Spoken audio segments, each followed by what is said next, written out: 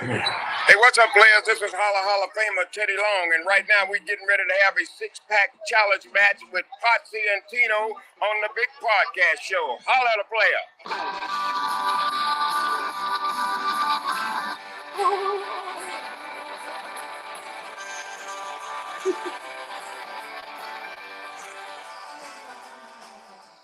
player. Ladies and gentlemen, boys and girls, children of all ages, this turkey over here is Tino. I'm Potsy. We're the Potsy and Tino show. Sorry we're getting with you a little bit late. Tino was playing a...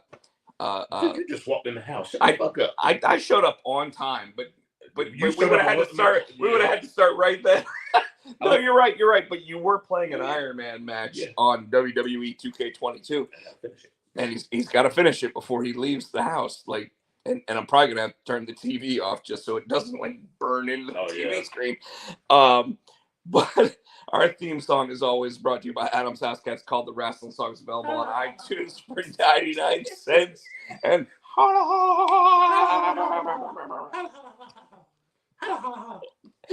we want to give a big shout out to our friend of the show, Teddy Long, who decided to go on a blocking spree of everything. What's going on, Michael Turner? We're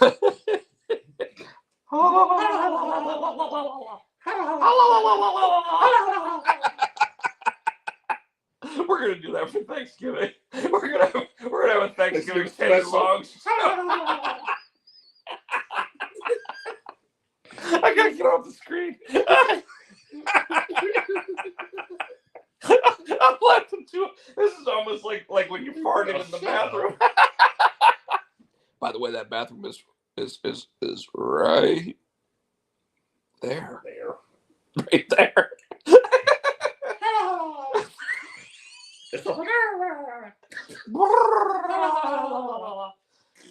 Six-pack challenge match, player. Michael says Teddy's wife passed away here. Oh, and it is true. Yes. When? I don't know when, but when he was on Busted Open, he actually did.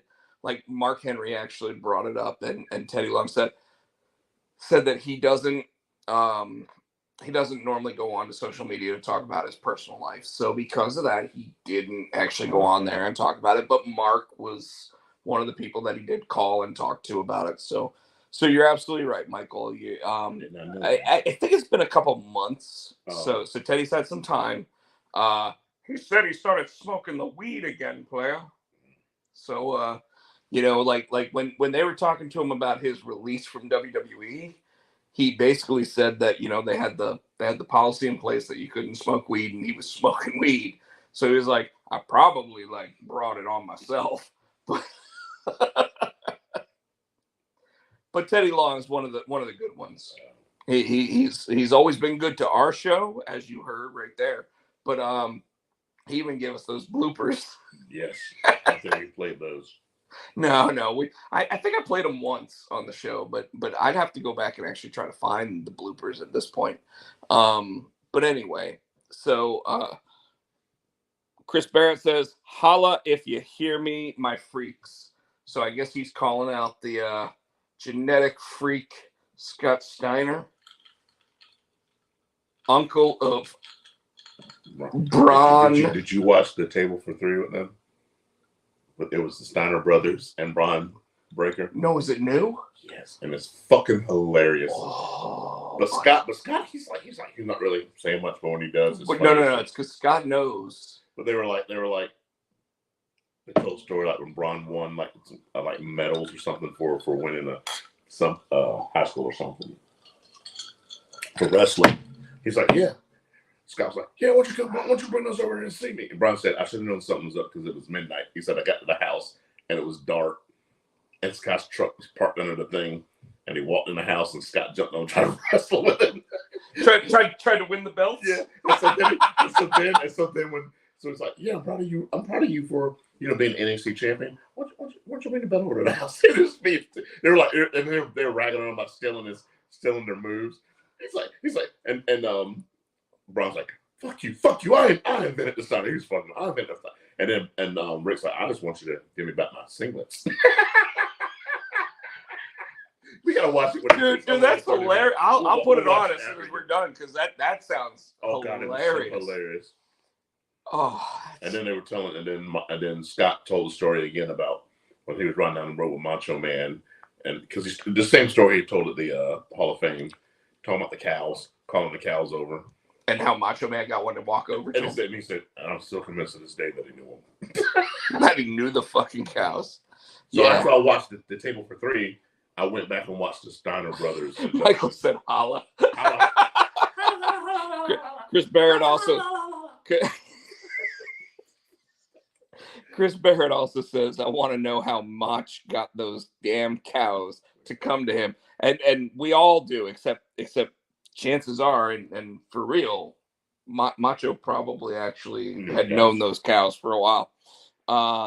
The best part of that Table for Three was when Braun was like, "I invented the Frankenstein." Yeah, we're watching it here. Wahoo! Made it here. Joe, thank you for showing up. So we've got our basic crew. But it's sad because since we did the show Thursday, really all we got to talk about is SmackDown, Rampage, and Raw. Well, remember we did the shows last week. We did all the shows last week. Well, and Rampage. We can talk about Rampage, but I mean, we can since the crowd wasn't here. I'm not recapping shit. We don't have to recap it. I had to remember it Thursday. You want me to remember it now?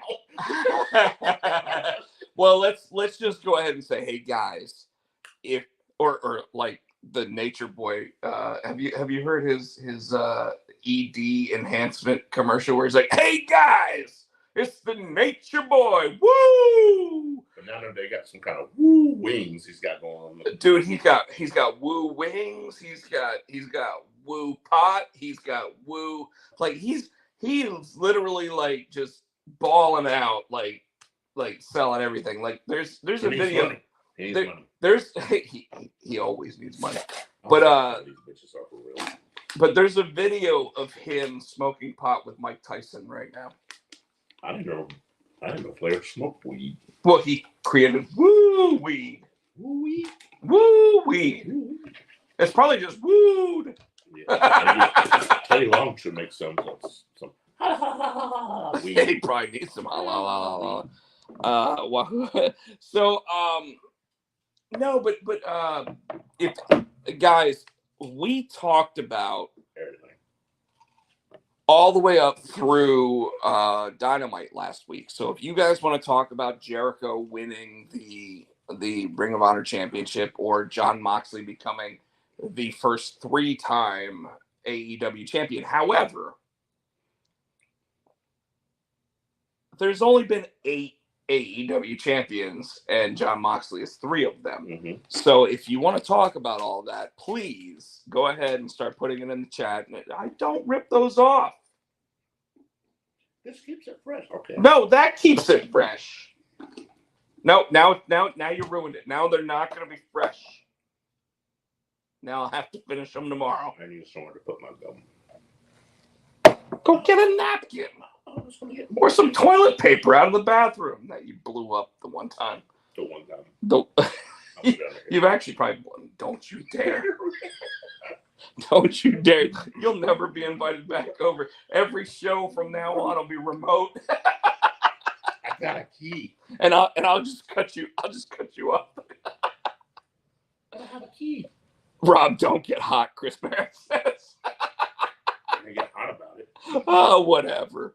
Anyways, so seriously, if you guys want to talk about like Chris Jericho becoming the first sports entertainer to win the Ring of Honor World Championship, please go ahead and put it into the chat. But we obviously do have to talk about things like SmackDown, brother. Oh yeah. But before we do that, I'm getting ahead of myself, and it's because Tino's been he's been making that noise, but he's also been playing wrestling games while I was coming home. So we always start the show with a little segment, though. And you got a lot to talk about here. Well, not real. So no, you got a lot to talk about. It's called "What's Up with You, Tino?" Thursday had not much changed. A lot changed. Because after we did the show on Wednesday, you went to the doctor. Thursday. Whatever. Whatever. But you went to the doctor. I went to the doctor. He went to the doctor. I had to have my stress test. He says that's nothing. Nothing happened. I mean, so I get there, and he's stressing. Cool. Yeah, I was stressing. I get there, and dude. Well, hold on. Start with when you left the house the night before. You were over here. Oh yeah, I thought I was about to die. And why don't you go ahead and talk about it? So I was stressing because I was asking Rob about different things because he's had heart issues and heart surgeries and things like that. So I'm like, well, what about this? And I don't want to get sliced open, and I don't want to get this. So you could get a stent. I don't want no parts of the stent either. I don't want any of that. So he hooks me up to his blood pressure reader. Yeah, and I think it was like I should have been dead. Blood pressure. It wasn't that bad. Yeah. It was up, but it wasn't that bad. But I was stressing about it, so I was real nervous about it, and I could feel the anxiety. My chest was tight, and my heart was racing, and I'm like, dude. And Bob's like, just calm down, like because I was so worried that they were gonna say, oh. Did you walk like half a mile like I told you to? Not before I went, but I'm gonna tell you what calmed me down. So I did drink water before I went in there. Have a little bit of this. That's I do that anyway. But oh, God, I hope Nicole's not watching. So went, had drink water there, got there.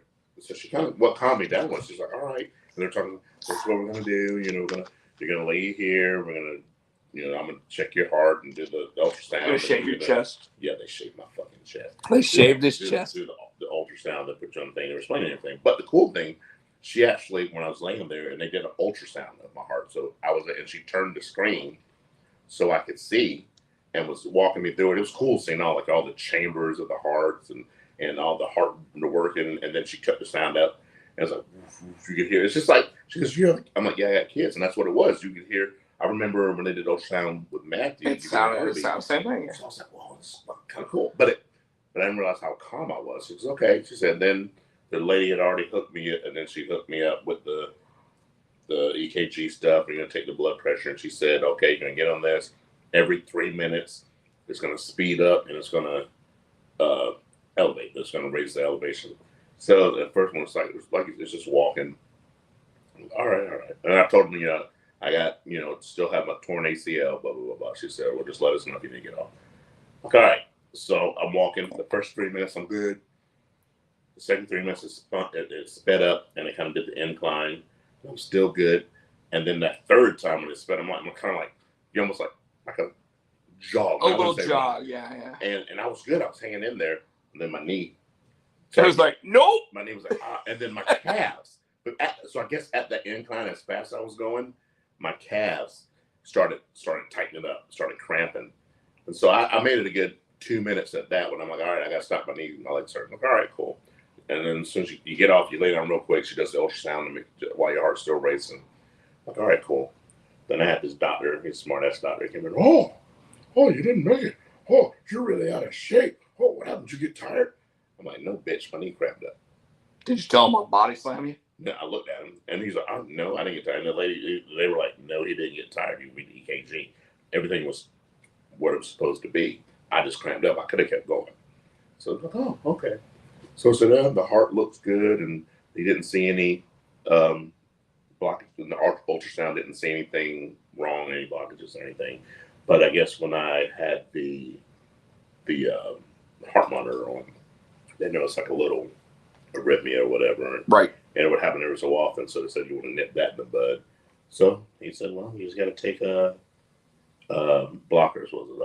Beta blockers, yeah. And that's it. And I take beta blockers, and I'm good to go. So Friday morning, Tino calls me, and he's like, you were like, you better call me and tell me what happened, how it went. And she told me Thursday before I was leaving. Man, yeah, you would have wanted me to do the same. Yeah. Okay, I'll call you Friday morning. What? But he calls me Friday morning, and he's like, So he told me I'd take beta blockers. So I'm at work. So I got 3 monitors over there and everything, and I'm like looking up beta blockers. I already looked them all. And Tino's like they tell you not to take them at night, and my doctor told me to take them at night. No, and I'm like, no. fuck that, dude. He said no. He said to take it at night. I was reading the side effects. It gives you nightmares. I'm like, what the fuck you want me to take this thing at night? You get nightmares. Fuck that, dude. Is what you're like. Fuck that, dude. Fuck that. But I didn't have nightmares. Only thing I do, the side effect I did have it's like a little fatigue, it's a little more tired than usually. Some of that are usually just. Well, it probably kept you awake longer. Mm. You know, like, and I'm realizing like right now, like just randomly, last night I was like, I woke up on the couch again, and I've been telling you, I gotta stop falling asleep on the couch. I'm gonna get this TV so I can put the TV upstairs. Hey, so I can watch TV in my bed. I still slept more than I had been sleeping. You've been wearing your mask? Yeah. Okay. Although, interestingly enough, at least 2 days this week I did not, and it's because I woke up at like 5:30 in the morning. I'm like, why the fuck am I on the couch at 5:30 in the morning? Like, and the TV wasn't even on. The TV even knew to turn itself off. It was like, nope, go the fuck to bed, Rob. Nope, it didn't tell. It didn't. Bzz, like if it was, bzz, I would have gotten up and gone. You know what I mean? Yeah. Like I'm a fucking hamster. I can't. Interestingly enough, so I turned the TV on, and one of the really cool things about the new Google TV is it sits there and goes, "Hey, do you want to watch this?" Right? And so far, 80% of the stuff that it says, "Hey, do you want to watch this?" I'm like, you know what? Yeah, I haven't watched that yet. I'll watch that, right? So it says, "Do you want to watch DC Super Pets?" I want to watch that. Right? And I'm like, well, yeah, I do want to watch that. And it was like yesterday. So I'm like, what on what? On HBO Max. It's free already? Yeah. Oh, cool. So I was like, okay. So I started watching it, and then when I got done my break at work, I had to pause it, go back to, and then when I got my lunch break, I turned it back on, and like not tomorrow, but the next day I'll do the same thing with She-Hulk, whatever. But I'm sitting there watching the movie. Good. Like, I kind of wish I watched it with like my 5-year-old nephew, like AJ would love it. Mm-hmm. Although AJ would be like, why are we just sitting on the couch? Because he'd get bored watching a movie and he'd want to do something, and I'd be like, yeah, no, I'm gonna lock you down. Like, we're gonna watch this movie. We're gonna watch this movie. That's what we do. But I watched the whole thing, and the concept behind it is that obviously Crypto, the super dog, was that The Rock? Voiced by The Rock. Okay. Sees Clark Kent, Kal-El, basically being sent off to Earth, and just as it's closing, he gets away from Jor-El and he jumps in with him. So he ends up going to Earth with him, and the whole idea is that Jor-El's like no, and then his mom is like, he'll need a friend, right?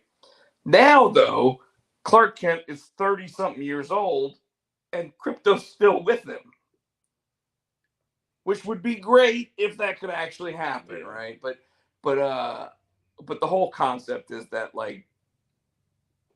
Superman's trying to tell Lois that he wants to marry her, and Crypto is completely oblivious to the whole idea. But then you see the scene where they're in a kennel, and the kennel's got Ace, who most people know as Bat Dog. Basically it's Bruce Wayne's dog. The Doberman, yeah. But there's a pig. There's a turtle. The turtle can't see anything, and she's real slow. And then there's a guinea pig, and the guinea pig is bald. Okay, so every time they talk to the guinea pig, her name's Lulu. Every time they talk to Lulu, Lulu's kind of crazy, and they're like, "Oh, okay, Lulu, that's great." And then she even goes, "Gonna back up into the darkness. Gonna back up into the darkness." They're all like, "Okay, Lulu, that's cool."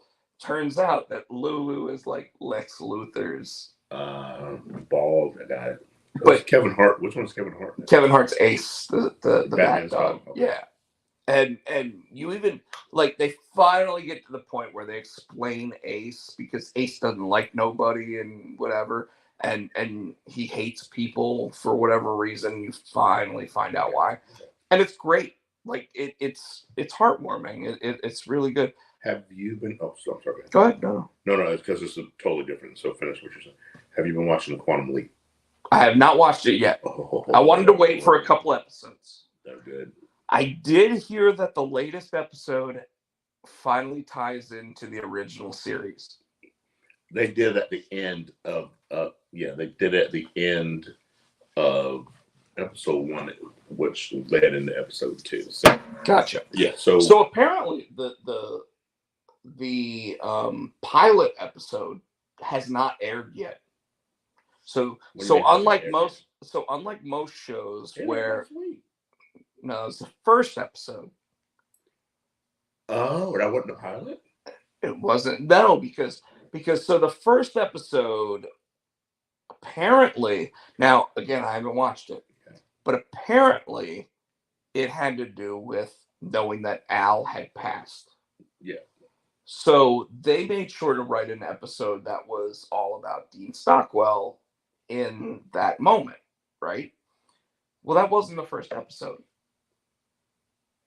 The first episode the first episode has Sam Beckett and everything else in it, and they just never filmed it because Scott Bakula turned it down.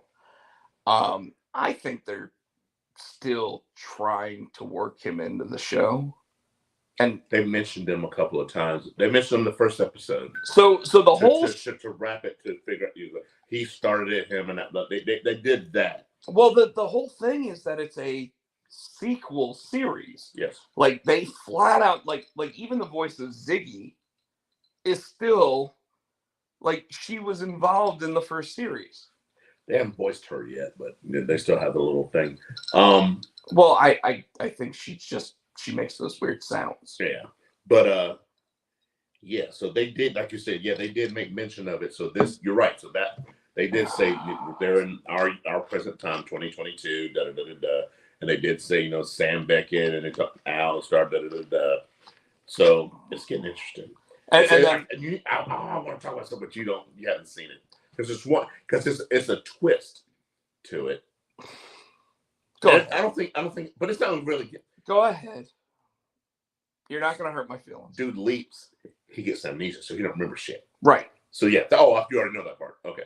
Well, if you are a real fan of the original series, Sam had no idea who he was, where he was, or anything else at the beginning.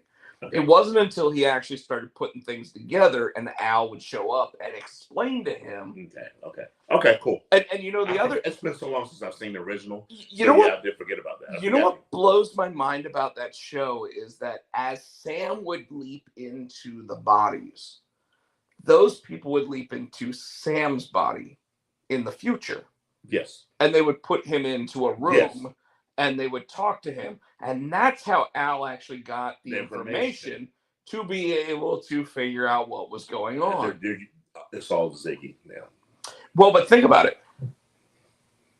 So the Ernie Hudson character is actually a character from the original series. And that's what leads him to want to work on the Quantum Leap project. Mm-hmm. Like, how crazy is that they went that far into it? And you really have to watch, everything to truly understand. They're bringing back a couple, and I won't go into it, but they are bringing back some people from the original episode to have cameos. Yeah, of course they will. And that's a good way to do it. Yeah. But until they got Scott Bakula. I'm waiting for it. It's got to happen. I think if Dean Stockwell would have lived, I think he'd have done it. I mean, Scott Bakula up until like 6 months ago was like, I'm willing to do it, but Dean says that he's retired, and Dean says it's going to cost way too much money to get him to do it. And it was kind of like a joke that he was sitting there saying that, but like I would believe it. Dean Stockwell was like 91 when he passed, but just getting him sitting there even voicing a hologram version of Al, because that's what they could have done. Yep. They could have done a digital representation of him or whatever. That would have been amazing. Guys, if you know what we're talking about, please join in the conversation. Don't let us just sit here and talk to each other. Well, but so far I'm happy with the show. I'm not disappointed. It's good. I heard that the guy that actually plays the main character is actually really good, and it's good to hear that, because Scott Bakula, I mean, his career launched because of that show. Like he was in other stuff before that, and he was in other stuff after that. I mean, he did a Hellraiser movie and all this other stuff. His big thing was he was NCIS for a long time. That was his last NCIS. And NCIS, LA. No, Louisiana, New Orleans. Yes, and he did a hell of a job on that show too. Yeah, I liked it. Did he? Because I always hated his really bad Louisiana accent. Okay, but I'm saying he's a good actor. Like it was a bad Louisiana accent. Like he tried to do the whole Creole thing, and it's like yeah, we know that you worked in Louisiana, but it's okay that you didn't come from there, bro. Well, his character supposedly grew up in Louisiana. Yeah, sure he did. His character did, but he didn't. Shut up. Anyway, what's up with you, dumbass? What's up with me? Not a whole lot. Yeah. I did a comic book signing in Fayetteville, North Carolina this past weekend with Troy Dungara, the artist of Mandalorian, and Billy Parker, who worked with me on Junior High Horrors. Obviously, the Junior High Horrors, the big one. Yeah, the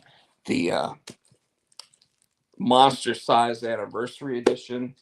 That's just one of the covers from that one's from Jonathan Rosenbaum.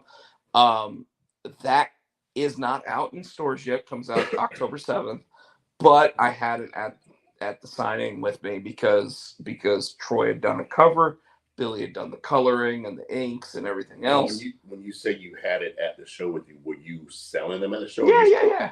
So you're selling them before they come out in the store. Yeah. Okay, cool. Yeah. If people wanted to buy them, you were just showing us, hey, this is coming. So the one place that I'm not going to do that, I'm not going to do it at Ultimate Comics, and the reason why is because Ultimate Comics has 4 different shops, and they bought a shitload of them. So I want them to sell their copies. Gotcha. Right. So they're working on that. However, if you do the whole Howard Finkel, however, due to disqualification, still the world champion. Yeah. But however, one of the things that I was talking to them about is there's a book coming out in December called Spawn. Actually, it's called Batman Spawn. Right? You know both of those characters, right? Yeah. So I reached out and I said, hey, is it possible to get Image and DC to let you do an exclusive cover of that? And if they do, how many copies do you need to buy? And if you do, can you pick who does the cover? Why would they get to pick who does the cover? The comic shop? Because they're paying for the exclusive. Okay. Right? So I started asking. I was like, if you guys have the ability to figure it out, what if I sweeten the pot? And I said, if you let me and my buddy Troy do the cover, how many copies do I have to buy to get you guys to say that you want to do the exclusive cover? Right. That's all I'll say. Can't guarantee anything. Not gonna guarantee anything. So you'll do the Batman. Well, possibly you'll do the. So what happens if you do the covers? That I guess that's good for you. So the way that works is if it gets approved and they say they want to do it, then I'll buy a certain amount of the books. Yeah. Uh, With your cover or just the books? no, just my cover. Okay. However, sorry, let's say that. However, if we do it, we're trying to figure out whether or not, like, let's say they say, hey, if you want to do this, you have to do a minimum of 3,000 books, right? You have to buy 3,000. Right. Now, that would be ultimate buying 3,000 books. But I said that I would buy a plethora of the books. But for the Spawn Batman book, anybody who orders 250 copies, there's like a signed Todd McFarlane edition, right? If you order 666 copies, 66. exactly, then you get another signed book, which is drawn by a different artist or whatever. And so the breakdown of it was for 250 copies, you get a Todd McFarlane signed copy. If you buy 666 copies, it says you get a Todd McFarlane signed copy and a Greg Capullo, who's the artist of it, signed copy. If you order 1,000 copies of the book, you then get a copy signed by both of them. Okay. Now, these copies are super high grade, so you can immediately send them, get them like put in the shells, and then they're sellable, right? So the question is whether or not, if you do an exclusive cover, if you get all of those bonus copies. So say they say you could do it, right? And Okay. you do the cover.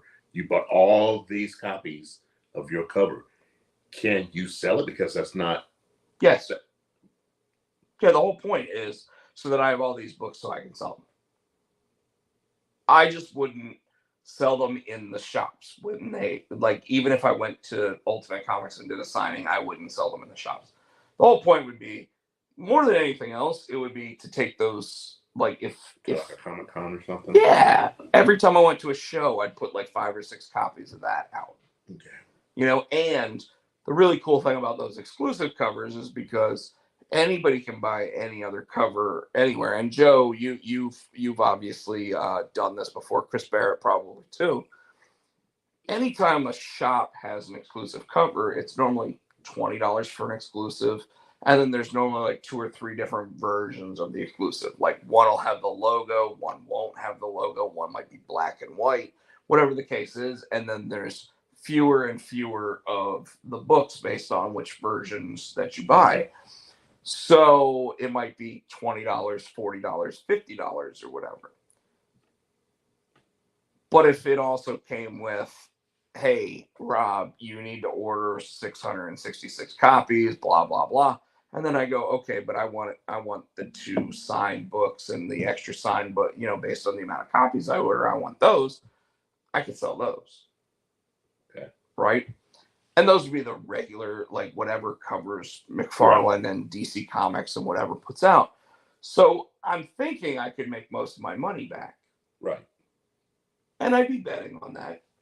But I also like the idea of saying, hey, I've got a DC Comics and Image Comics cover that I worked on.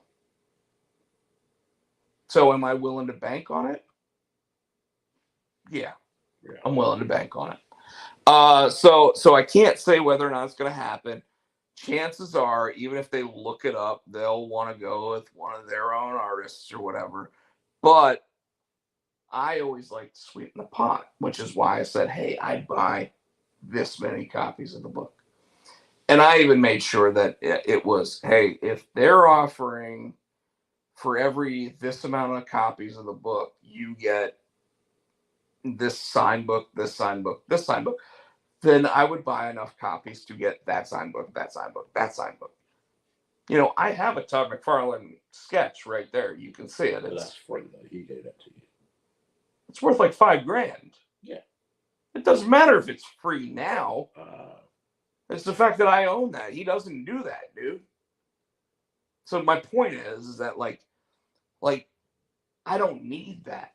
So if I were to get one of the signed books, I'd be able to put it on eBay and sell it. gotcha. 700, 800 bucks, whatever, make some of my money back.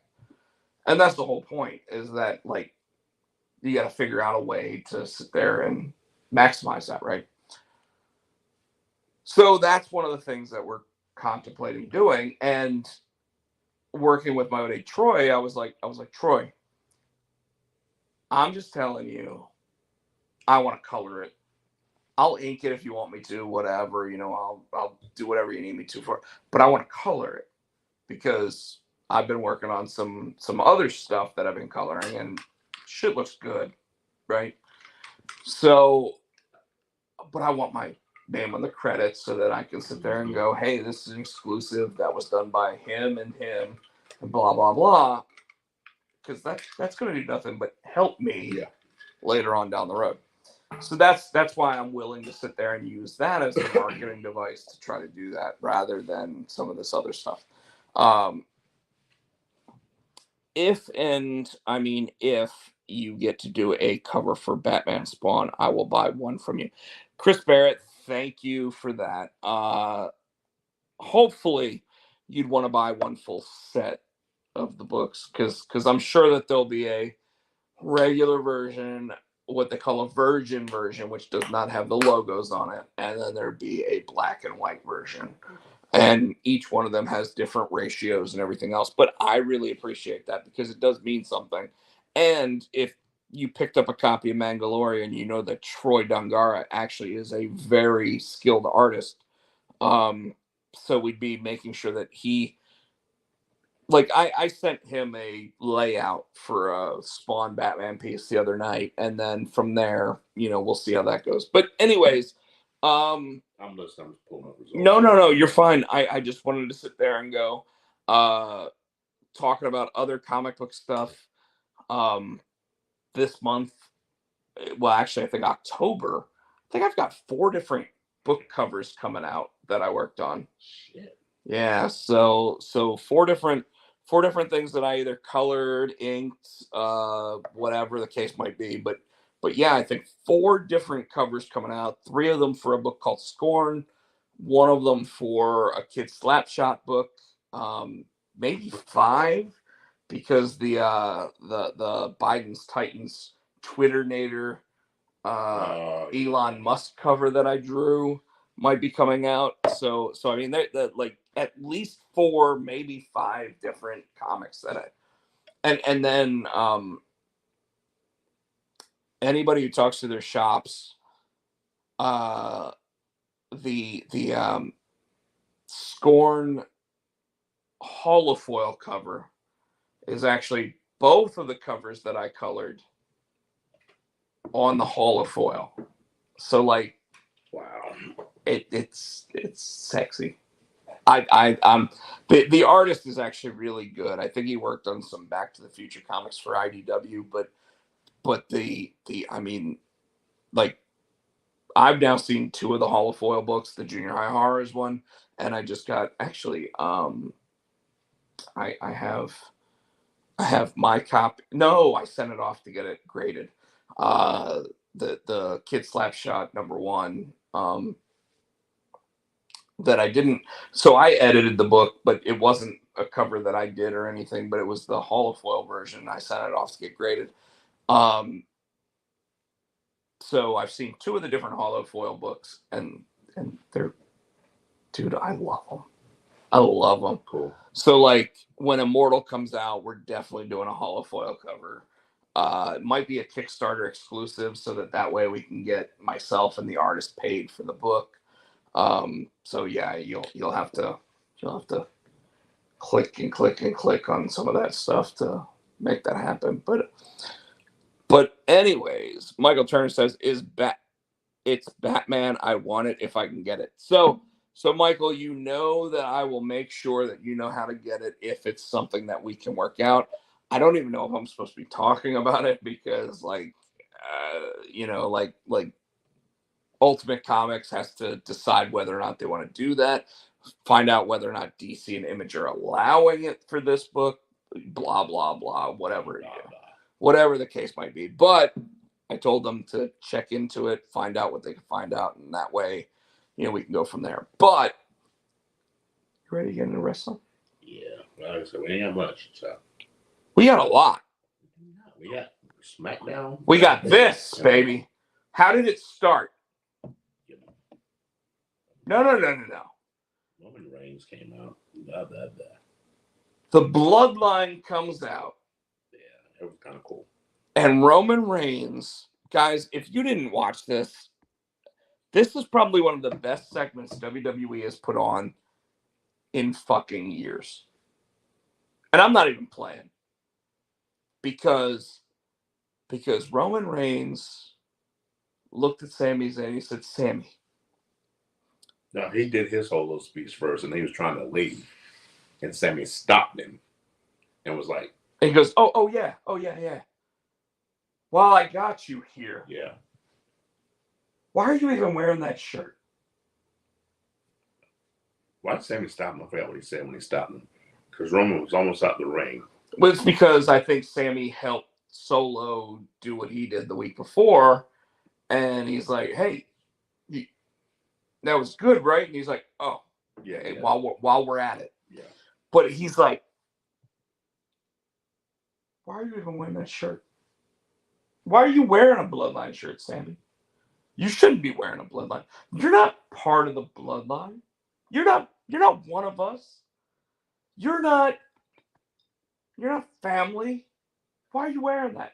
And you look, and they look over, and it's Jey Uso. And Jey Uso's like, yeah, finally. Mm-hmm. Yeah. And he's like, in fact, I don't ever want to see you wearing that shirt again. You take that shit off. You take that shirt off right now. And Sammy's like, and Sammy's like, I didn't. And Jey Uso is the one that comes up. Because Roman said, Jey. And Jey goes, take that off. He's like damn near scratching. He grabs it and he's like tugging until that shit finally rips off. And Sammy's just like, I was amazed Sammy didn't have tears coming down. Like Sammy is so good that I was waiting for the actual real tears of but you're my tribal chief. Mm-hmm. Nope. And we all, I don't care who you were, this was even better than the salmon jacket Mark Henry moment, because we all, when the salmon jacket moment happened, we were all like, why the fuck is John Cena in the ring? But here, we were all sitting there going, they're about to jump Sami Zayn. This is ending Sami Zayn's reign, where he has taken how many kicks to the face? How many kicks to the face from Drew McIntyre?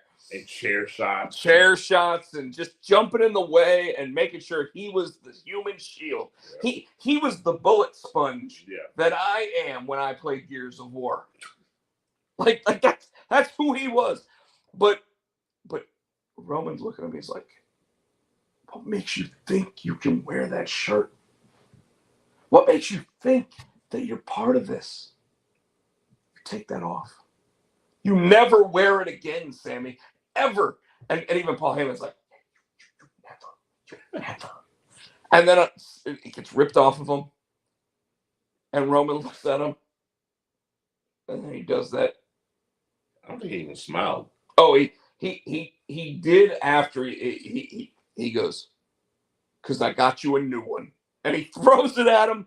And then he smiles. He's like, and Sammy's like, what do you get? And if you notice, that shirt's got an SZ on it. It is Sami Zayn's new merchandise shirt.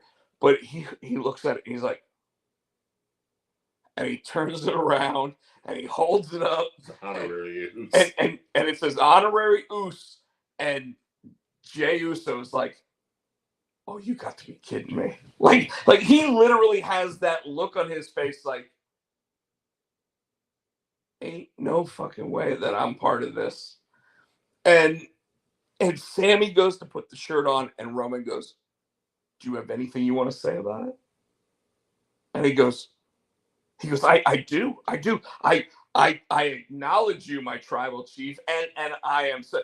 And then he does the hand slap with Jimmy Uso. Which is still cool. It's amazing how they nail it every time. And Solo Sikoa is his dude. And he's smiling. And he hugs Roman. At first, Roman's like, yeah, Roman's got that look like why is he touching me? And then he's finally like, then he smiles and hugs him, not really hugs him back. He just taps him. But he smiled, so it's like all right. And it's because he knew he like right there. So you know what this is? This is Dracula having his one human minion. Yeah. That's what it is. Yeah. Like Dracula sits there and goes, Sammy, I need some blood. And Sammy's like, okay. You know, and just puts the hand out there, and Roman taps that shit, right? But anytime Roman needs something, hey, I need you to go buy me this land. I need you to go do this. I need you, like, that's Sammy. Sammy literally is that guy right now. But Tino. The whole night, though, he just looking at Jay. I'm like, Jay's gonna fuck you up. Jay's like gonna snap. Jay's gonna get kicked out. Jay's gonna get kicked out before Sammy at this rate. And when Sammy finally turns on them, he's gonna tag. Jay's finally gonna be the one that sits there and goes, I done told you. I think they're gonna turn on Sammy. And he's gonna. That's what I don't think it's gonna happen anytime soon because I ordered the honorary Oos shirt. That's right, folks. I love that segment so damn much that while I was watching, I pulled it up on my phone and they had it on sale. It was already on sale. So I was like, fuck it. $20 for a WWE.com shirt? Ain't never that cheap. They're always $30. Let me go ahead and order it. That some bitch ain't coming to my house until November. Well, you paid $20. They said, fuck it. It's on sale. It's cheap. It was like $30, $40 started to be here tomorrow. But no. So here's what pisses me off. They don't give you free shipping. So here's what happened. They knew they were onto something with that fucking T-shirt. That they put it up online and they were like, "Oh, we gotta print them bitches." They had to print. I guarantee they had them in the arena. They did not. Really? Dude, there's no way they had them in the arena because if they had them in the arena, it wouldn't have been a surprise. Well, yeah, true. So that literally was probably the first one off the press. And it was, don't drop that. But I went online and I ordered one. And I feel good about my order. Until I looked it up today because I'm like, let me go to my like. Did I finish the purchase the other night? I was pretty drunk when Friday night at like 11 o'clock when I was watching SmackDown. So I'm sitting there and I'm pulling it up and I'm like, I pull up WWE.com today and it's like half of your order is shipped. Yeah, what the fuck did you order? I ordered a Cactus Jack shirt too. Okay. Because I got one that's signed by Mick Foley. I'm not gonna wear that one. So I wanted another one. And it was on sale too. So I was like, all right, $15 for the Cactus Jack shirt. In my size, I'll buy it. But Cactus Jack will get here before damn second. So the Cactus Jack shirt will be here like next week.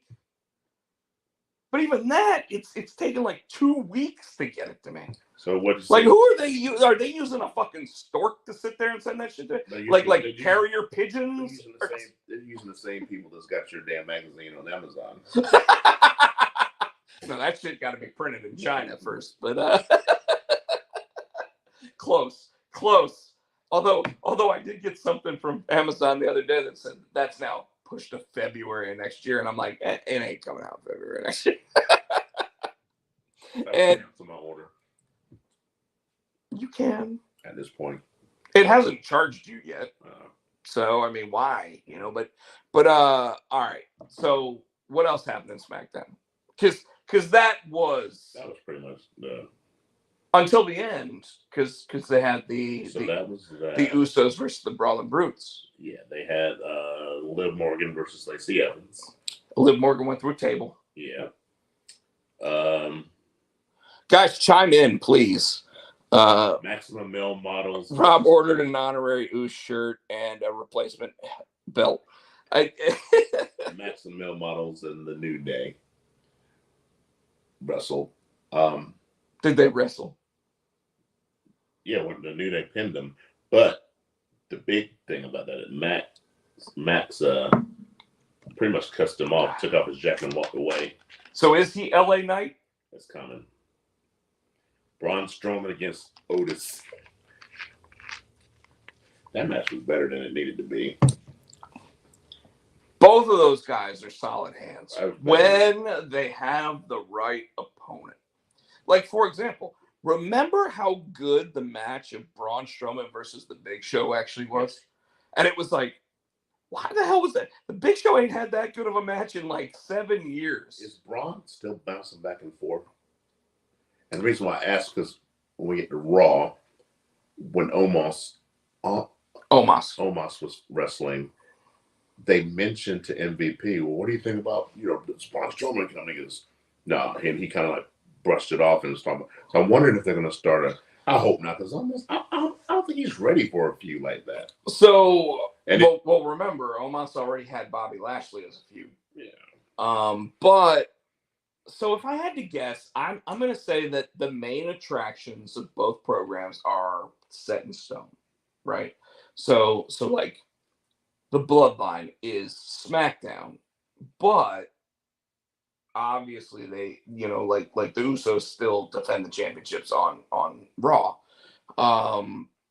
So I would think that like Braun Strowman right now is looked at as a free agent.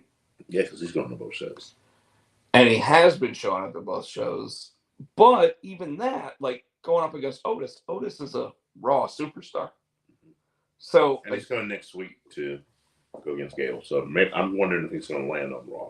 But you see what I mean? Yeah. Like, and I don't know if it means he's going to land on Raw or SmackDown. I think right now it's just, hey, we're going to put him up against people that can make him look good and also look good going against him. And Otis looked good during that match. Mm-hmm. Like again, for those out there that haven't necessarily watched SmackDown last week, like Otis looked good. Still got powerbomb. I was amazed at that too. I was like, holy fuck. Dude, Braun Strowman was doing strongman competitions. That's why his name is Strowman. Okay? Like him picking up a train is something that could happen right now, okay? I was impressed when it was probably last year sometime when they were doing didn't he pick up a Brinks truck or some shit? You remember when Bianca Belair picked up Otis and carried him on her shoulder? Yeah. I was like, fuck, she's talking shit too. Yeah, because the I think it was Lacey Evans or whatever ended up picking up Chad Gable and being like, look, I can run around with him. And then all of a sudden it's like, but you got to pick up Otis. And she was like, okay, all right, dog, let's do this. And she did. So, but Braun was picking up did he push on an ambulance or something? Yeah, some crazy shit like that. Like I said, he might have picked up a train. I don't know, like 4 cars. Just put him on his shoulders and just walked off with him. So Braun won. Then Drew's in the ring talking. Did you hear like what was up with Drew that night? Dude had food poisoning. Oh, damn. And like in talking in like press releases and stuff, he said, I powered through it. Amazing. Have you ever had food poisoning? Yes, I have. And I ain't powered through nothing. No, you on the you're, toilet. yeah, you're powering through the bathroom, and that's it. And even that, both ends. and even that, you're sitting there going, "Oh God, make sure that I'm in the bathroom that's got a sink and a bathtub, yeah, or a toilet and a bathtub, because you're sitting there shitting and throwing up through the same shit, and you're like, yeah, not Chris Barrett's superpower. Which yeah, not powering through and taking a damn doing a Glasgow kiss and fucking Claymore and then getting choked out. Yeah, so I don't know how real that is, but apparently he's missing the live shows right now because of it. Yeah. So he made it through SmackDown because it was like, hey, you gonna make it? And he was like, I'll be there. And then after that, like, yeah, give me a couple days. Damage Control versus so it's Dakota Kai versus Raquel. Rodriguez, I keep going to say Gonzalez. Rodriguez. She won. Who? Oh, sorry. She won. Raquel. Yeah, I'm sure one of them won. Raquel won. And then we get to the big thing, the Brawling Brutes versus the Usos. And motherfucking Imperium. What about Butch doing that backflip and getting super kicked? Dude. Fucking picture perfect. Mm-hmm. Backflip, super kick. And the whole time you're just like, that looked like it fucking hurt. Yeah.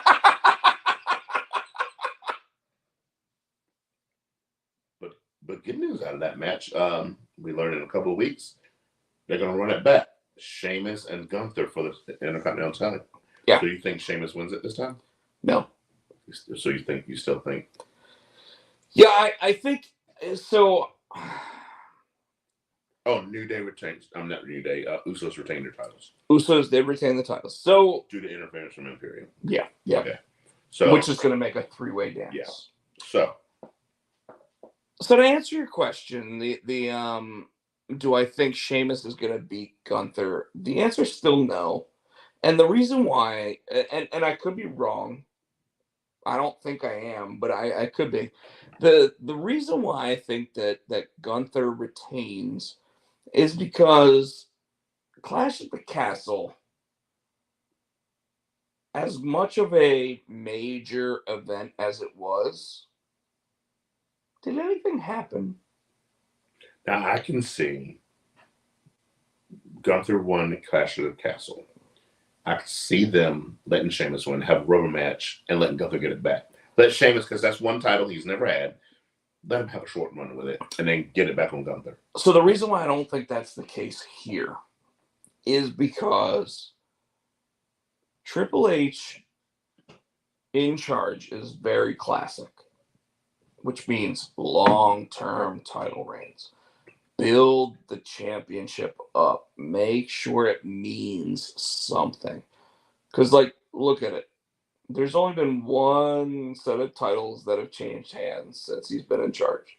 The women's title. The women's tag titles. Mm-hmm. No other titles. And even those, he did the classic thing of, we expected to be these two, so we went the other way. Yeah.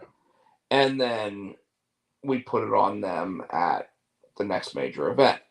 And I was going to say the NXT, but that's because UK's down, so he had to do something. With the well, he's not in charge of UK. I mean, he is, because he's overall in charge of everything, but Shawn Michaels is in charge of UK and NXT. So why unify him? If they're going to start off, not a UK, but it's going to be NXT, not UK. It's going to still be Europe. Because they're probably 6 to 8 months away from launching. Okay. So that's why they're bringing everybody. Like Dragunov showed up. That's why they're bringing everybody over. Well, if you notice, you know what? I really want to talk about this too. How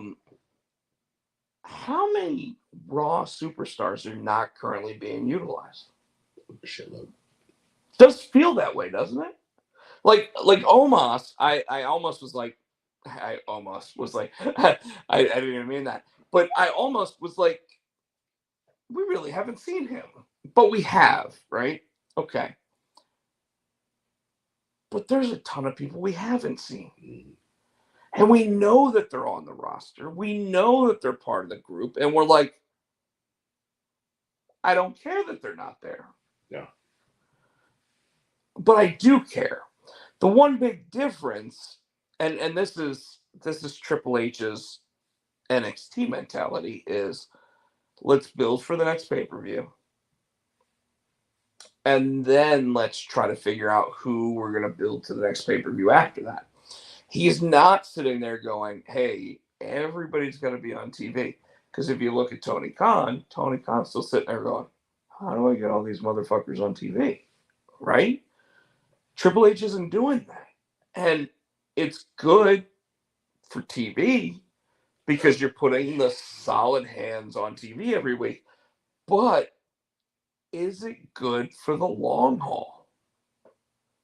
Because if you notice, even and we'll get into it, but he had somebody else surprise show up on Monday night, right?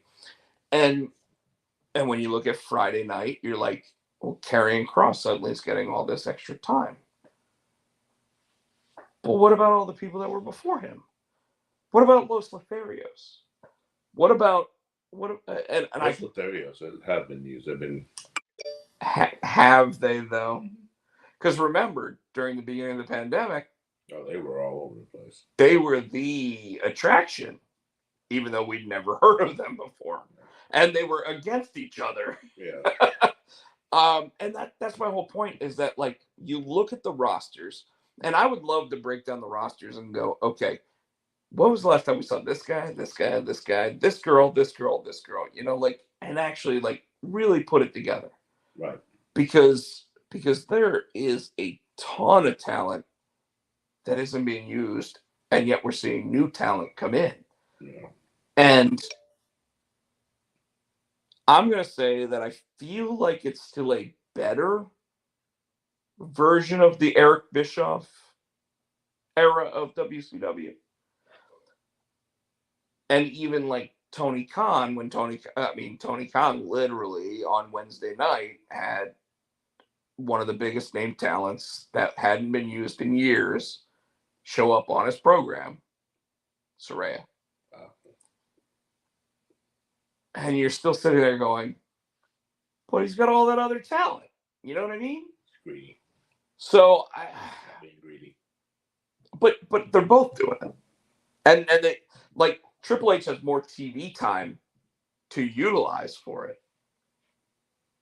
He's got 5 hours of Raw and SmackDown. And right now, if you notice, the major change of Raw and SmackDown, and even NXT, is that Raw's 3 hours, right? Yeah. If you do 6 matches at 30 minutes each, that's your whole program. That's it. 6 matches. Vince McMahon couldn't figure that out.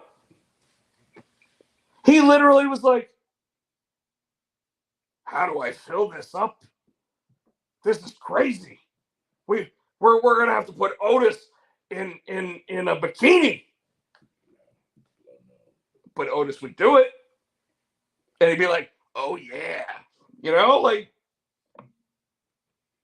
but Triple H is sitting there and he's like, okay. Oh yeah. And Triple H is sitting there going, okay, we've got, out of every hour, we've got 20 minutes of commercials, right? So, okay. So you got 60 minutes of commercials out of 3 hours. That's an hour. That's an hour. So you got 2 hours left.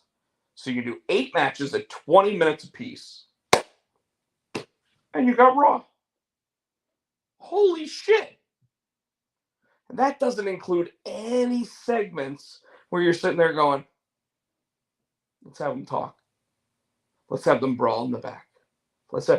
You've played WWE 2K22. You were playing it earlier tonight. So in that game, when you're sitting there setting up the GM mode, it says match, segment, match, segment, match. right? Mhm. So you're literally going, okay, how do I set, like, what segment do I use? Do I use a call out? Do I use this?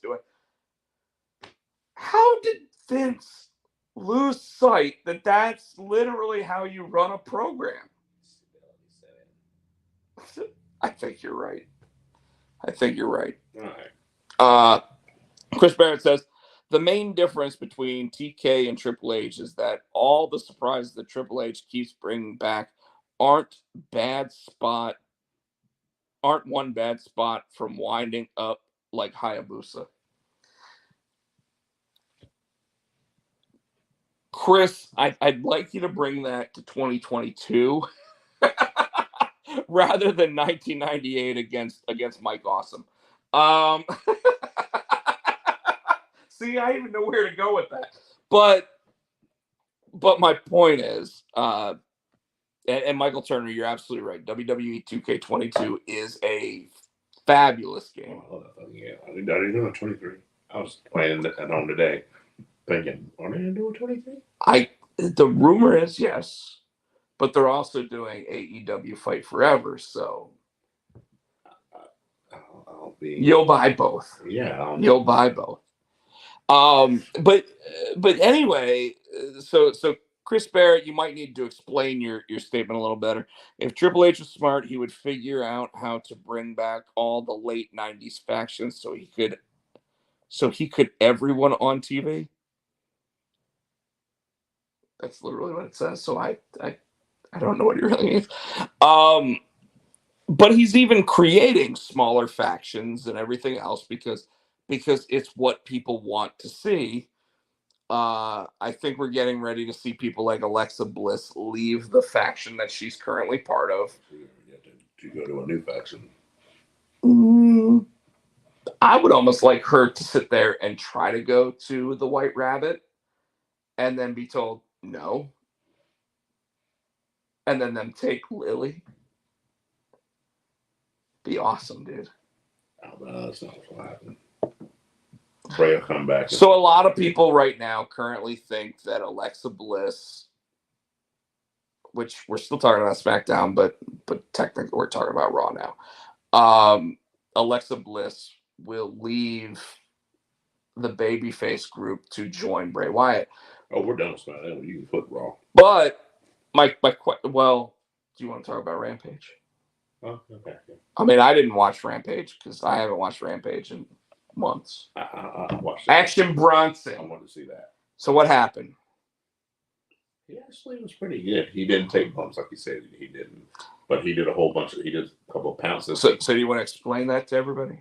Well, you said that Bronson. I don't use one. You said Bronson wasn't going to take bumps. Action Bronson apparently went on a radio show in New York City and said, "My contract with AEW is a no bump contract." So Chris Barrett says, I think that the key to having the roster the size of WWE is to have factions so you can have a bloated talent roster and maximize your. So I'll say this before we really get into the Action Bronson thing, because Chris Barrett mentioned it. I disagree, and here's why. The bloated roster thing is what AEW has right now. Mm-hmm. AEW is over bloated, and now suddenly you've got people sitting there saying they don't want to be there anymore because they're not getting utilized. And these are people that have been there since day one. And some of the people haven't even been there since day one. They literally got introduced like 6 months ago, 8 months ago, whatever the case might be. You know, Malachi Black can sit there and say on Twitter, on Twitch, on Instagram, on Facebook, whatever he wants to say. He can say all along that he doesn't want to. He doesn't want to be part of the AEW roster, like based in the background, and then come out and on these programs say that's bullshit. That's a complete lie. But the fact remains that his wife works for the other company, and he's talking about his mental health and stability. That truly, to me, just looking from the outside looking in, leads me to believe he wants to work next to his wife. Doesn't matter if he doesn't want to work for AEW, doesn't work for WWE, whatever the case might be. Fact remains, he wants to be close to his wife. And if his wife just signed a 5-year deal where it makes more money than his deal, he might not want to work there, but he wants to be home with her. And if you notice, guess who's not being used right now? And not one of the talents being used. And it's not even that she isn't good, because she was overutilized in NXT when Triple H was running it. And when her and Carmella had the thing going, she's Queen Zelina. She won the Queen of the Ring. Yeah, but that was still Vince. That's what I'm saying, though. But you and I both know that her winning the Queen of the Ring was because everybody was like, so they brought her back just to have her job to everybody? And then it was, nope, she won the Queen of the Ring. Yeah. I mean, look at what happened to Xavier Woods. Xavier Woods won the King of the Ring, and it's like he had that big X crown for like a month. They did, yeah. And then they fucked it up. Yeah. So Action Bronson, go ahead and into that. Oh no, I was saying it was 2 hours, man. I got so tired of watching this. But him and Hook won via submission. The interesting thing about that was they're fighting. And he no-sold everything. The fat. No, he sold. I mean, he didn't really get hit. You didn't watch it. How do you know? Bronson. How do you know? He took no bumps. Doesn't mean he didn't take hits. He took hits. He sold. But it ended up being they won with double red rum. Okay. The match I want to talk about was the Sting Darby Allin House of Black Brody King Buddy Matthews. This match. Poor Julia Hart. Why? Oh, she got put to that fucking table, and I think that was a. So I'm going to tell you that right there. Did you see it? Yes. You didn't watch it? I thought you didn't watch the show. I watched that moment because it was on Twitter. Oh. Let me put it this way. Julia Hart, she missed the table. Needs to go through wrestling school. Because what she did was when she got bumped into, she jumped. If she had just fallen, which is what she was probably told to do. No, dude, I watched it like 6 times. I think it caught her off guard. I think he really hit her. I don't think she jumped. No, she got the shit knocked out of her. She bounced. And if she had just fallen back by letting it hit and go, she would have fallen right through it. What happened was she ended up getting hit and jumping. And she almost, her ass went through the back end of that table. And she's a little girl. Yeah. And she literally, took a chunk out of it like a giant, just going, ah. She hit her fucking head. And she hit her neck, she hit her back, she hit her head. That girl is going to die if she does not take wrestling classes. I'm serious, dude. She's cute. She's actually really cute. She has a place in the business, but she's not a check ball. She was afraid to just allow the bump to happen. That's okay. So for those of you that have never taken a wrestling bump, if someone comes into you, you just fall. That's the bump, right? What she did was she took the bump and then she left her feet. And that's the difference. If she had just like where the table was, if she had just fallen, which is what the plan was, I guarantee that's what the plan was, she'd have went right through the table.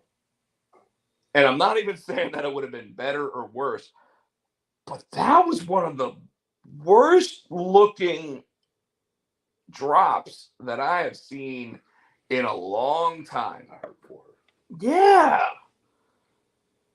And you know, I feel bad for Buddy Matthews because he's sitting there going, holy shit, I might have just killed her.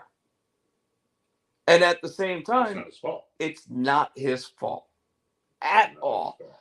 That literally is an unprotected, untrained talent being asked to do something that they're not ready to do. Weed. And that's just it. Like it was scary. It was scary.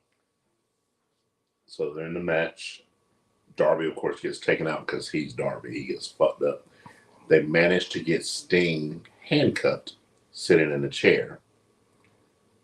They're walking up on him all menacing, about to fuck him up. Lights go out. It's Sting! Wait, no, Sting's already in the ring. Lights come back on. Music plays. What music? The fucking Great Muda. Okay, but what music was it? I don't remember. Yeah, exactly. Nobody knows who Great Muda is. Music, I don't know. But it was a Great Muda. Wow! But you know the music they used to play. I'm not being racist, but you know, in I do. WCW, when they had Asian wrestlers come out, they played that same Asian sounding music.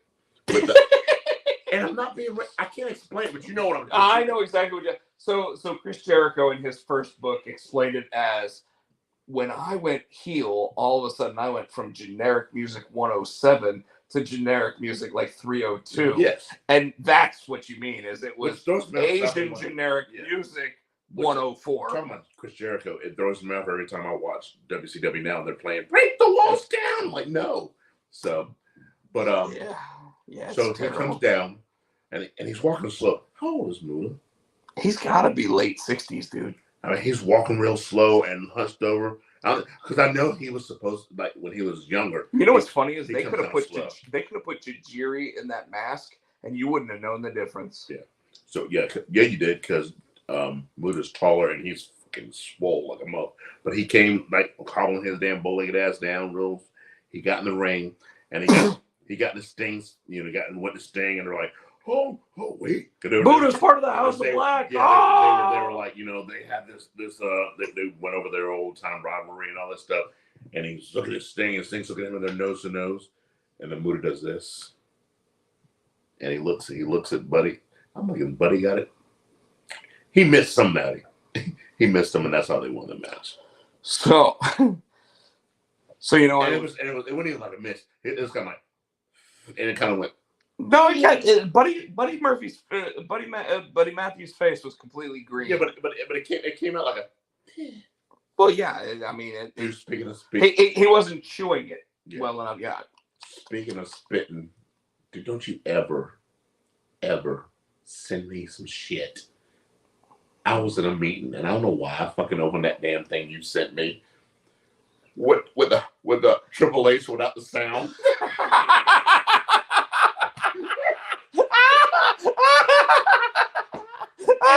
He threw the water bottle, and someone's like, oh. And he's like, I'm in my meeting, like, no, I had to mute myself and get my camera off. I was like, Rob, you son of a bitch. It was so good. It was one of the best things I've ever seen, man. If you guys haven't seen it, look up 20 times. Look up on YouTube Triple H going down to the ring with no music, and it is fire. It is straight fucking fire. He threw that water bottle. Somebody went, oh. Dude, and then he went, oh, and then they went, oh. The first time I watched that shit. Oh my god! The first time I watched it, I didn't have sound on, so I was like, what am I watching? So then I'm like, okay, it's not even funny. Let me go back and watch, and I started watching it again, and like, he's just do, and you're like, what the fuck is going? And then all of a sudden, when he gets, let's do that. The noise made for that. There you go. Oh. It's like WrestleMania. I think it's who did it, but it is one of the funniest. Oh my god! I posted that on our Facebook group, and everybody in the group I was trying to see that. Everybody in the Facebook group was like, dude, when he hits the person with the water bottle. Oh my god! Like everything else, you're like, okay, that's kind of funny, but when he like, dude, oh. Did you send it through text or was it? I don't remember. I don't remember if it was a text. I don't think it wasn't TikTok. It might have been a Twitter. Oh my god! But you post that I sent you in text. But anyways, so yeah, so they. So what was the main event of Rampage? Shit was 2 hours long. I know. What was the main event? Was it Wardlow? No, because you had So then after, excuse me, then after Bronson, you had Wardlow and Samoa Joe against Tony Nese and Josh Woods. Wardlow and Samoa Joe won, and he finally got to powerbomb Mark Sterling. Wait, why the fuck would Wardlow and Samoa Joe team up against Tony Nese and Josh Woods? Because who's Josh Woods? He was from the ROH. How big is he? How big? He's a technical beast, Josh Woods. Okay, my point is he like 220 pounds like Tony Nese? No, he's bigger. He's okay because Wardlow is like 260 and Samoa Joe is like 280. No, Josh Woods is bigger. Josh Woods probably get 260, about 270. But Tony Nese is like he's 207. Yeah. Then you had Jungle Boy against Ray Phoenix, which was a good match. Of course it was. Who won? Jungle Boy won, but then Christian Cage came out with his arm in a sling. Luchasaurus came in the ring behind Jungle Boy and jumped him, and he chokeslammed him again. So blah blah blah blah. Then you had Eddie Kingston and Sammy Guevara, which was a good match. Was it Guevara's go away? No. So the only reason Guevara won, Kingston put him in the choke and won the match. Then kept it on. Wouldn't let it go. Yeah. Finally, man, we've been wanting that finish. He refuses to let go of the hold. Then Jerry Lynn's security came out trying to stop Jerry Lynn, but they wouldn't touch him because he's like. So then the ref reversed the decision. Sure. It pisses him off. And then he gets up and takes out security. Eddie Kingston. Yeah. Because he got mad because when they said and winner by he reversed the thing, Kingston let go and looked. And they all tried to scatter him, and the security tried to calm him down. He fucked everybody up. I always hate that. Jay Cargill beat Diamante. They had the Golden Ticket Battle Royal. To see who was going to face the champion. He earns the AEW World Championship against Jon Moxley, AEW Dynamite in Cincinnati, Hangman Page. And then the main event, lights out match. Ricky Starks, Will Hobbs, and Will Hobbs. Ricky Starks win. Yep. About damn time. That was Rampage. Did he do this? Yeah, he did at the beginning of the match. We're going to win. Did he do it at the end of the match? No. Was he tired? Yes. Because he barely won that match, but he won it. Hobbs fucked him up for long. He has some good offense. So that's that. So sounds like a good show. What? It's 2 hours. Interestingly enough, though, when you consider the fact that like Rampage has really been like WWE main event for like weeks and weeks and weeks. Here's my thing. So that was 4 hours of Dynamite. Because Dynamite, Rampage. They were filmed on the same night, yeah. So you already sitting through an hour before. So that's 5 hours you sat through. Yeah. Whoever was there that Wednesday. Yeah. Yeah. Well, but on a night like that, they probably start at 8 and go to midnight instead of doing the hour of dark and then finish at 11. So they probably do it like that. I mean, we've been to a couple of the shows. They're 4.5, 5 hours long. And yet we sit there for the first hour and go, why are we watching this? We have to.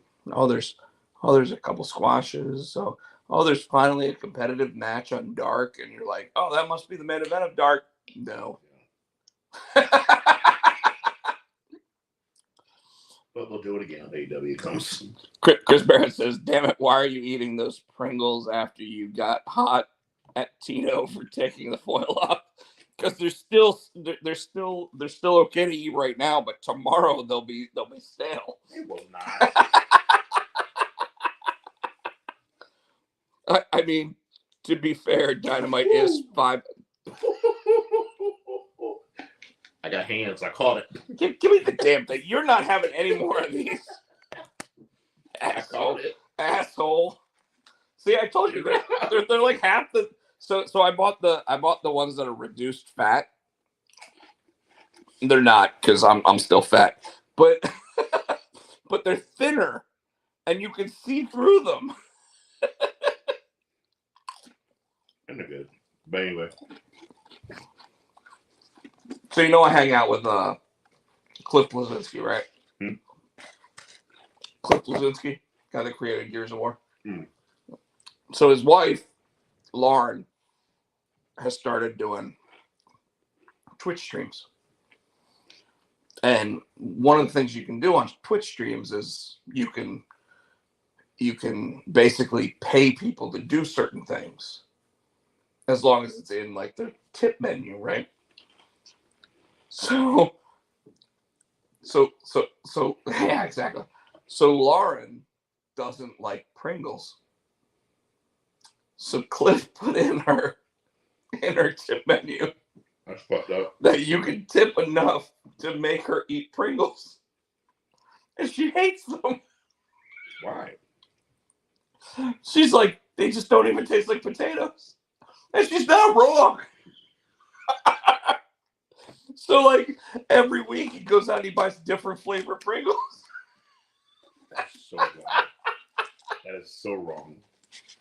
And he's like, hey, I'm hanging out in the chat room too. Come on out and tip for Laura to eat a Pringle. A Pringle. Because she hates them. I'm gonna have to do it. That's wrong. What's she twitching? Just video games. Oh. Different games. Like right now, I think she's doing World of Warcraft. But anyway, ready to move to the next show? Yeah. That you didn't watch, I slept on some of it too. So this one right here. Yeah. So the Road to Extreme Rules. Tino's pulling it up right now, folks. Monday Night Raw came to you from Vancouver, I believe. It was Canada. Yeah. It was in Canada. I know that SmackDown is in Manitoba, Canada. First thing I want to talk about is if you'd watched online, Johnny Gargano and Kevin Owens were teaming together for the first time ever on Monday Night Raw. But did you know that they were a fake tag team back in the day? That's what they were saying. Called Panda Express? Yeah. And there's actually like images of like t-shirt designs and everything for them. What I thought was interesting was Johnny, while he did get some cheers, I did hear boos. But when Kevin came out, the fucking place erupted. But why? It's Kevin. Fucking Kevin. Why would they boo Johnny though? I didn't really hear any boos. They booed him.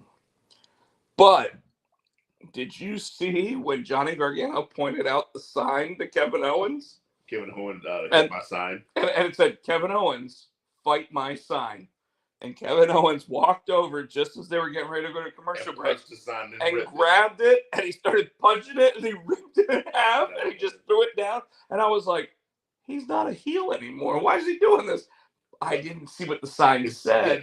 It said, fight my sign. Because the camera crew didn't catch it. I saw it. I had to go back and rewind it. Like, why is he fucking that sign up? I did notice, too, that they took somebody's sign. Like, during a match, you can see the security go over, and then they're walking away carrying a sign. Certain signs aren't going to make it on TV. We didn't even talk about the White Rabbit thing. I'm starting to get pissed off with the White Rabbit. They tease it, then he doesn't show up. I'm like, bitch. Well, they're teasing to get to Extreme Rules. Do you think that's what he'll show up? Or Halloween Havoc. He needs to come now. But who's it going to be? It's fucking Bray Wyatt. What the fuck do you mean? Who's it going to be? So, if you look up the coordinates for White Rabbit, what they're talking about, it goes to Corbin, Kentucky. Well, the last week's coordinates went to where they were on Monday Night Raw. So I'm sure the next coordinates were going to be for this Friday, wherever the fuck they are. All the coordinates are in where the next show is. They keep fucking with people. Well, I mean, let's be real. And what's in Kentucky? What? You said White Rabbit Records in Corbin, Kentucky. It's actually a record company. If it ain't Bray Wyatt, I'm quitting WWE. Oh, you don't want it to be Captain Corbin? What else happened on Raw? I'm kidding with you. Corbin's joining up with JBL. JBL? You don't listen no more. You don't remember when Corbin got into the car with JBL? Oh, yeah. So like when $1 Million Man showed up for Cameron Grimes? The show started off with Belair in the ring. Damage Control comes out. Belair challenges Io Scott. Now, what I do want to point out is that match was kind of clunky. And I also want to point out, at one point, Belair was on the outside of the ring, and she went to kick over the ring. Totally missed Io, but Io sold like she got hit. Yeah, it was a bad move. What the fuck was this shit? And I think even Corey Graves was like, I don't know if she actually got her there. And it's like, then what the fuck was it? Right. Yeah. Rollins and Rey Mysterio. Good match. Yes. Good match. Didn't like the end. Dominic walking out with the chair, making it look like he was getting mad at Seth, and then he just went, yeah. Good job, Seth. Go ahead, take the old man out. Miss Force. Explain. I don't want to. It was so stupid. Explain. It was so stupid. So Where's the Miz. Huh? Where's the cap to the Pringles? Right. Oh, there. No, I only saw this part because it's not attached to the damn thing anymore. So the Miz has hired a crackpot. All wearing just random security shirts. And he goes, I didn't want any muscle bound, slow moving. I wanted stealth. All these fucking losers. You're the Miss Force statement. Miss Force. Miss Force. Say it again. Miss Force. Now go find he who should not be named. And then you see, like, in the next segment, you see Johnny and Kevin Owens walking backstage, and two of them are on the ground. And Johnny's just like, should we help him up? And Kevin's like, no, leave him there. So Johnny Gargano and Kevin Owens versus the Alpha Academy. Good match. And what's his face came out and tried to what's his face? Come on, pronouns, pal. Mr. Money in the Bank came out and tried to Austin Theory came out and tried to cost him the match, and it backfired on him. It backfired on him, and so now he's mad. Backstage, he had we got a lot of chats. Backstage, he's like, yeah, and if Otis hadn't had to fight that, he called him some name, Braun Strowman, then he'd have been, and so all of a sudden, Austin Theory's so great. He goes, hello? It's for you. And he goes, of course it's for me, the master. And he goes, oh, he puts it on speaker. I think the best part of that was Braun was threatening him. He's like, shoes, please?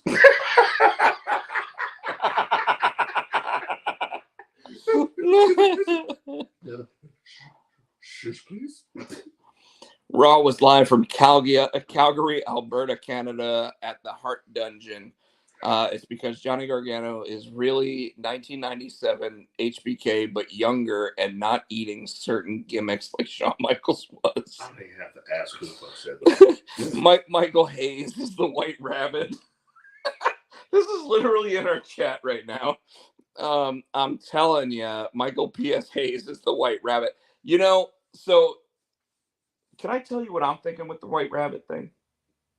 Okay. All right. So everybody expects it to be Bray Wyatt. I mean, even White Rabbit is like Wyatt Rotunda, right? Okay. WRWR, right? What if it's a brand new version of the same character again? We've already seen Swampwood's sister Abigail version of Bray Wyatt. We've seen Mr. Rogers' version of Bray Wyatt. We've seen the Fiend of Bray Wyatt. What if this is a whole new personality of Bray Wyatt? I'll be cool with that too.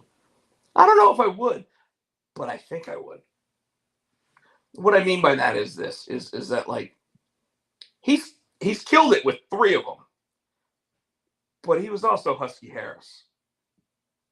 You know what I mean? But that was him so finding himself. He found something with this Bray Wyatt. He did. My favorite version of Bray Wyatt is the one, the Swampwoods. The Swampwoods, Yeah. The hat and the. So this is what I want.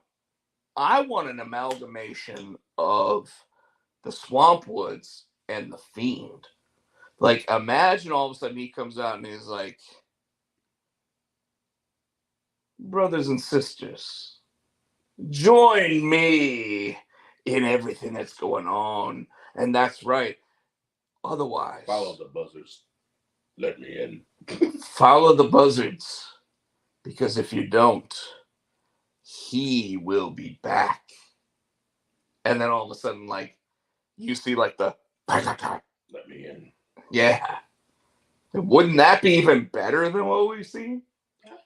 Yeah. Like you get like the crazy like cult leader, and then you also have where he really is the supernatural evil demon. I can see that. And I'm hoping when the Fiend actually fights, if the light turns red, he's impervious to pain, but when the light goes back to normal, that's when he can feel pain again. They originally did it. No, like I said they should do it. They never did it that way. I don't know what they did. No, he just was impervious to pain, and then that whole shitty Seth Rollins match in Hell in a Cell. Can't leave without a winner, and yet nobody won. Then you had the Omos squash match where you fought 2 dudes. 2 randos. Rando Calrissians. Yeah. Then you had the backstage where Miz comes back and he finds all those people laid out. He's like, Miz Force. No. And so he's talking. Miz Force. He's talking, it's like, no. And behind him, you think it's Dexter Lumis. You think it's a statue. In the Edmonton Oilers. You think it's a statue. Goalies. And then Miz turns, looks at him, he tries to run, and he snatches him back. And Miz tries to get away, and he puts him in his little sleeper. And then he pets him. What's up with him petting people when he... He's been like, that's a good boy. So... That's a good boy. So that happens. And then I told you, Dexter Lumis can only go so far, dude. I'm gonna let you go because this is the part you were excited about. The surprise or surprise. I mean, I they did I don't remember who she it was Nikki Ash. Nikki ASH versus the Poison Pixie herself. Candice LeRae made her return. And I saw a tweet today from Johnny Gargano where they're showing the baby holding onto the bottom rope.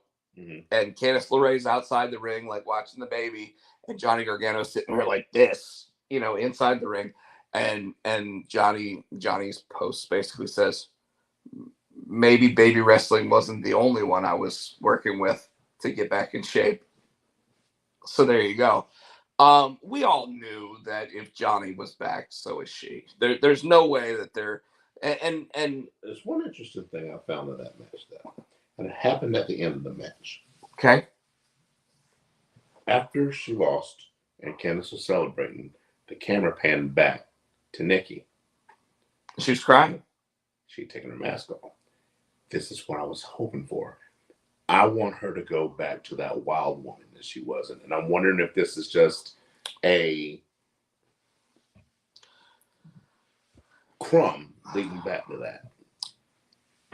It could be. Because she's been on a losing streak and she's broke up with the old girl. It could be. But do we ever want to look back, Tino? What do you mean? You just said with Bray Wyatt.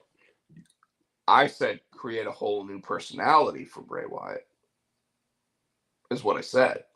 Which isn't looking back, it's looking forward. It's taking everything that you've done in the past and creating new personalities that actually like. And the reason why I even said that was because Cactus Jack at one point looked back to Dude Love, right? But when Dude Love showed up in the WWE, it wasn't the Dude Love that was fame, fortune, whatever. Yeah. It was the WWE version of the character. Yeah, which is watered down. I loved the Dude Love character. I mean, Dude Love was a tag team champion with Steve Austin, dude. Yeah, but the character was kind of corny and hokey. Of course it was, but it was the safest Mick Foley's ever been in the ring. Yeah. Okay. He had sweet shin music, dude. But I digress. When it comes to Nikki ASH, looking back to just be the crazy wild woman, there's not a lot of character in that. But they're going back. So if they do the Alexa Bliss thing, she's going backwards. Not necessarily. That's what I'm saying. Alexa Bliss went through therapy, right? So she may actually have moments of torn feelings behind where she's going with everything. Nikki ASH, just having her go back to that wild woman isn't exactly who she is anymore. I'm not saying that she needs to be. And I see what you're saying too, but I'm saying they do the Kevin Owens is back to the prize fighter. Kevin Owens, he went back. But hold on. Is he what he was? The answer is no. And the answer is no The because character's the same. It's not. It's How's not. it different? He's a passionate fighter now who actually embraces the crowd, which is something that prize fighter back in the day was not. So even him, he has evolved. Okay. Am I wrong? I'm thinking character based because he was a heel when he was doing that. You're but right. Now he's a babyface. If he goes back to being heel Kevin Owens as a prize fighter, it'll be the same character. He's not going to be a heel because he's going to be the next Steve Austin. Yeah. I agree with that. He probably will be the next Steve Austin, but and I mean that Steve Austin letting him use the stunner. But she doesn't even use anymore as a prize fighter. You notice that he's back to the pop up power bomb again. He uses it against specific fighters, and he uses it after he hits the pop up power bomb. So if the pop up power bomb doesn't work, that's when he kicks you in the chest and hits you with the stunner. But you're right, and this is where you're kind of right with your belief of the old character. However, he still is further advanced than he was. He's a new version of the character because now you don't want to hate him because he's passionate. He has that drive. He literally looked at Austin Theory and said, "You have all the tools, but you're a dick. And until you actually start embracing all the tools and really trying to be who you are, you're going to be nothing except an asshole." Right?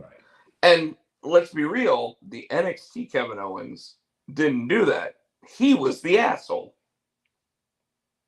Right? Yeah. So let's finish this up. That's 10. How long we've been on this thing? AJ and Sammy. Hell of a match. Yes. Easily the best match of the night. Yes. And this is after we had Seth versus Rey Mysterio.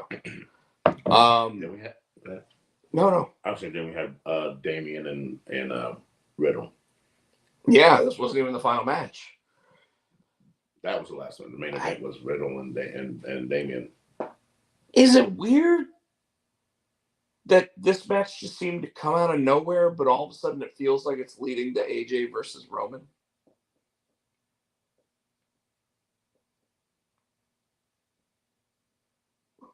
Like Triple H knows that AJ's time is coming to a close. Yeah, he's been through everybody. AJ's going to be the one to knock him off the mountain.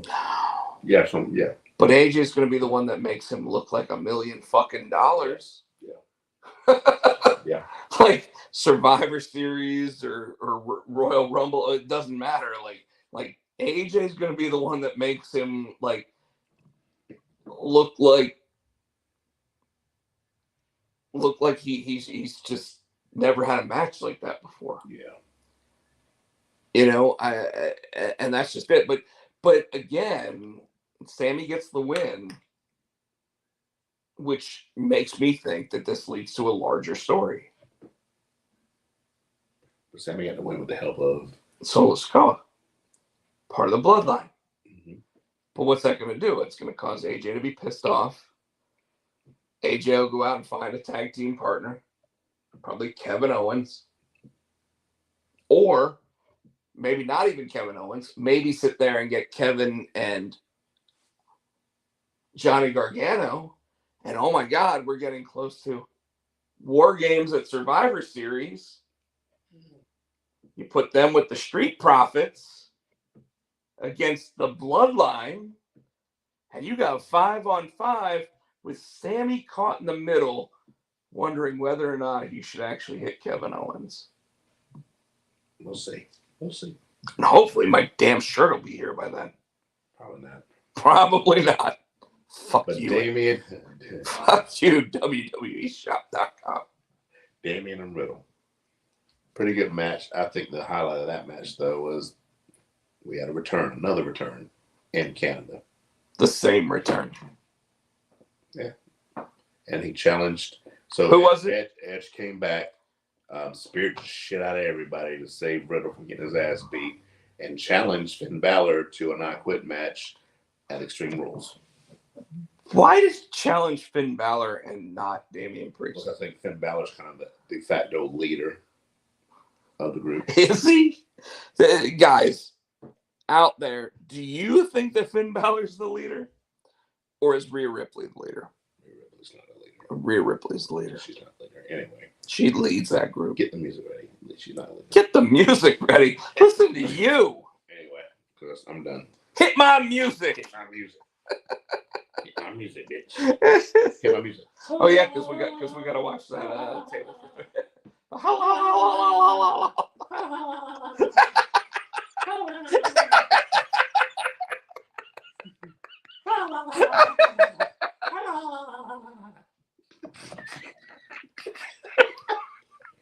I can't keep it together when you do it. Do it again. You gonna pee on yourself on the spot? No, I expelled earlier before the show. All right. Just go ahead and take us out. You can. I'm still trying to find that fucking Triple H thing, but anyway, that's just so funny. That's just so fucking funny, but I can't.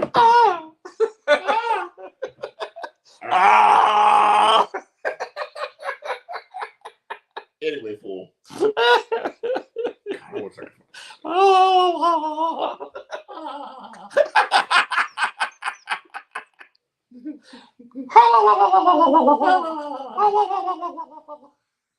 here it is.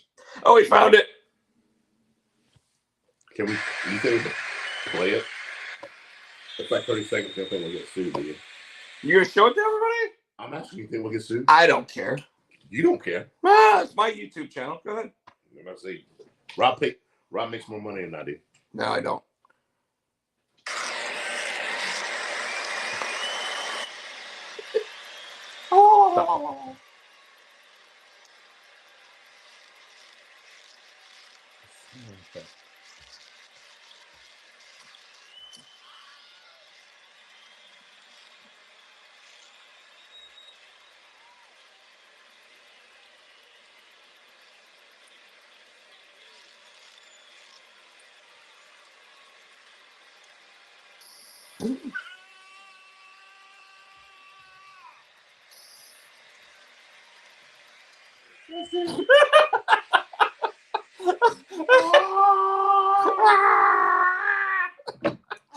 You and I are both sitting there laughing.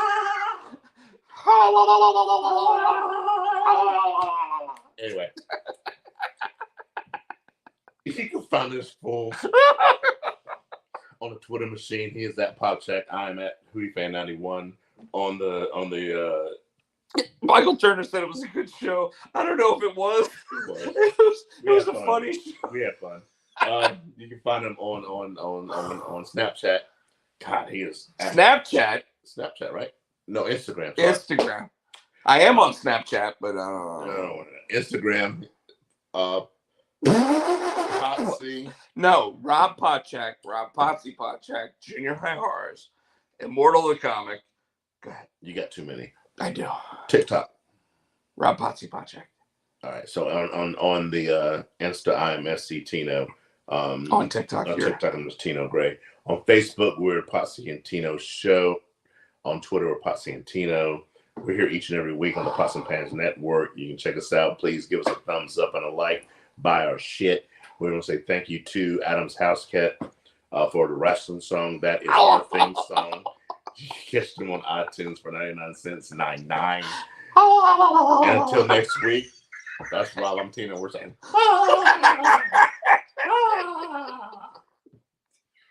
Good night. Good night.